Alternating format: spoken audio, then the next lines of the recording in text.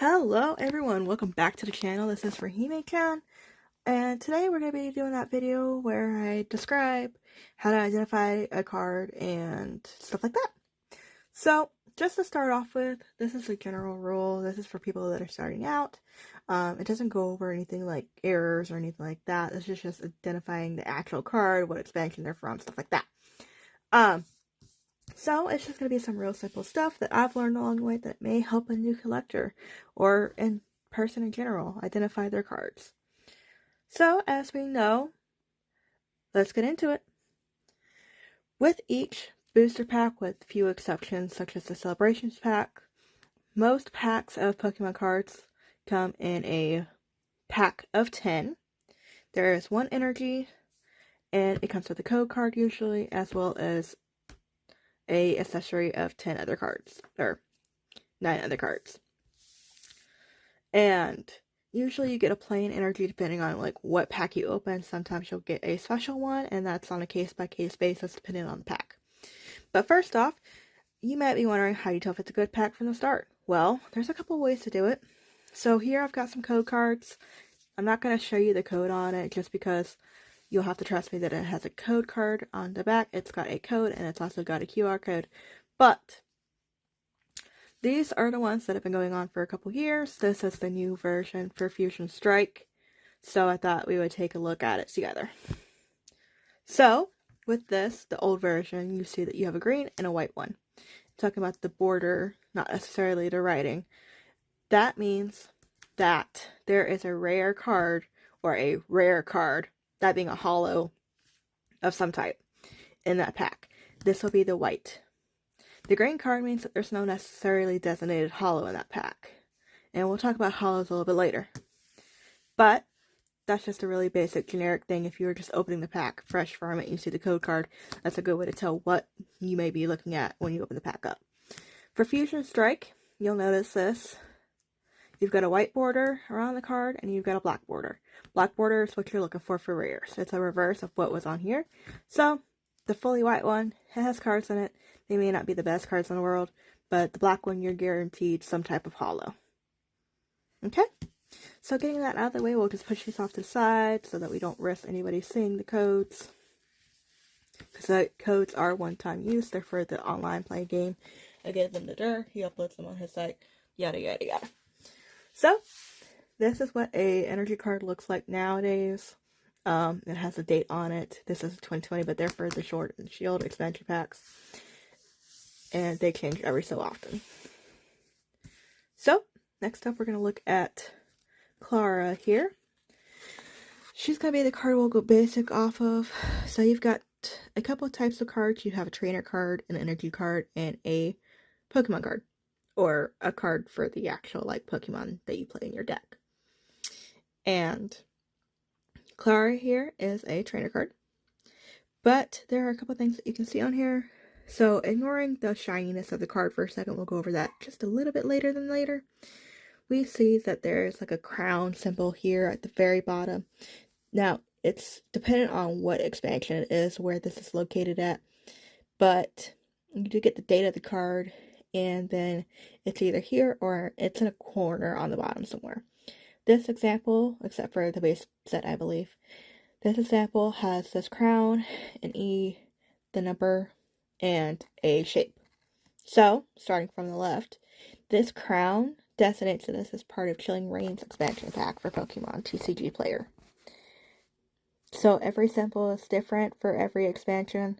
There are websites out there, and if you would like, we can go ahead and link one, not sponsored or not affiliated or anything like that, but one that I've used to help identify cards when I'm playing and categorizing them. So next up, this is just a regular part of the pack.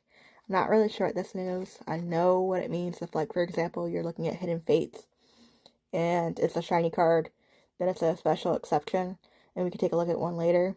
But for now, we're just going to ignore this. Next up, this is the card 145 out of 198 set. So Clara, the card in general, not regards to the holo or anything like that, but this specific one out of Chilling Reign is 145. Next up, you have a shape. It'll be either a circle, a diamond, or a star shape. So if it's a circle, it's going to be a common card. If it's a kind of diamond shape, this is an uncommon card. And then a star shape, that's your hollows and stuff like that. Those are your rare cards. Okay, so that's a really basic overview. Now, you may be wondering what a normal card looks like. So this is actually a pretty bad example for that. But a normal card won't have the shape. Now, you notice how when it's hollow, and this is a reverse hollow, what that means is that the reverse hollow doesn't take the holographic feature, so these Pokeballs and stuff like that, it's around the picture. If it was a full hollow, it would be in the picture. We'll take an example of that. And if it was just a regular card, no hollow at all, then it would have no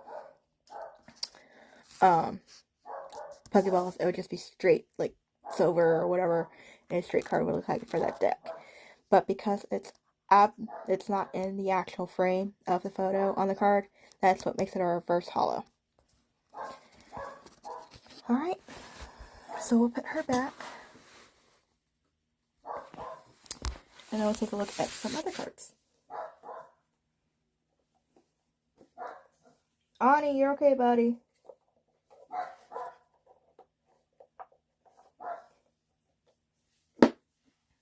Alright.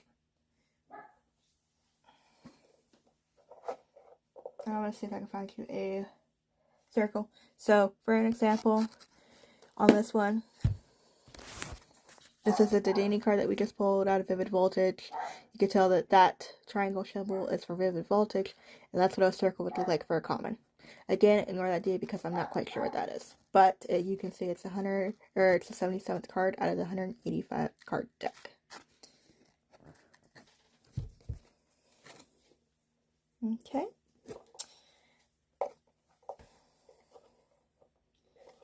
So, next, let's take a look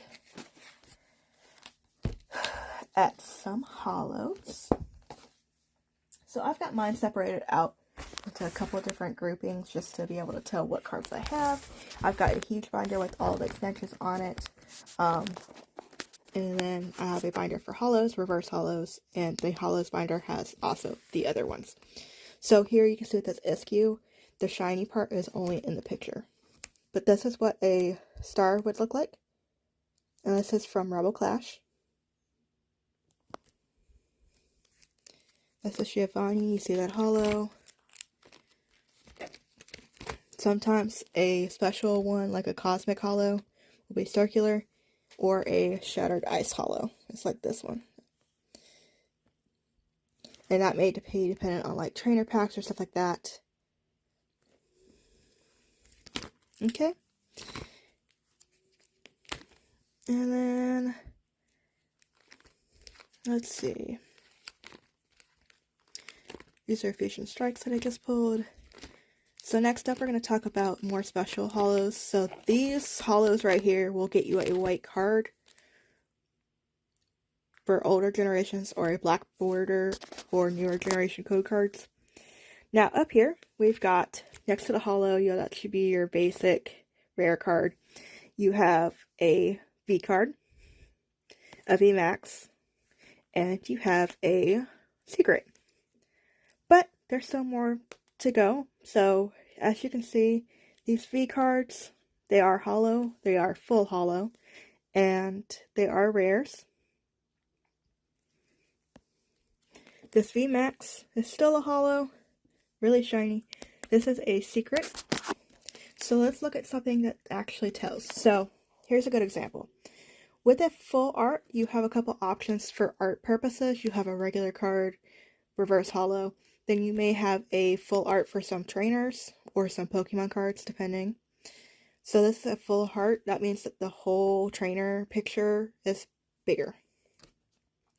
And then when it gets this like rainbow color with the shiny metallics, that makes it a secret. And those are the ultra rare ones. Okay. Here's a really good example of that.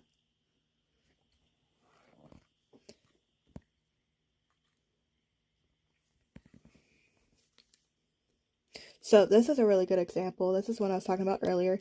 This is a alternate art for this type of card. So that is why you see this, because this is from a Shiny Vault, and it's Shiny Vault 8 out of 94. So that A designates that it's a different one. Like I said, we can go ahead and tell you guys where to look for these things.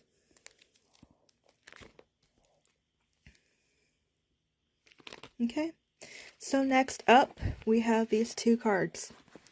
So these are both two versions of the full arts. This is another full art version. I love his colors. I just pulled him. This is what you call an alternate art. So sometimes cards that are higher value, like a Tyranitar V, will have alternate art form. That means that it is different, and usually they're more expensive or more likely to be rare. So that would be like the ultimate case. Like this, for example, the Tyranitar is worth about $70-something. But that is in good condition, or at least pristine mint condition.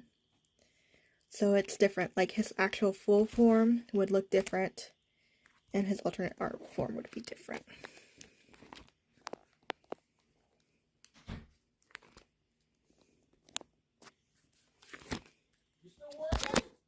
So yeah, that is it. Let us know.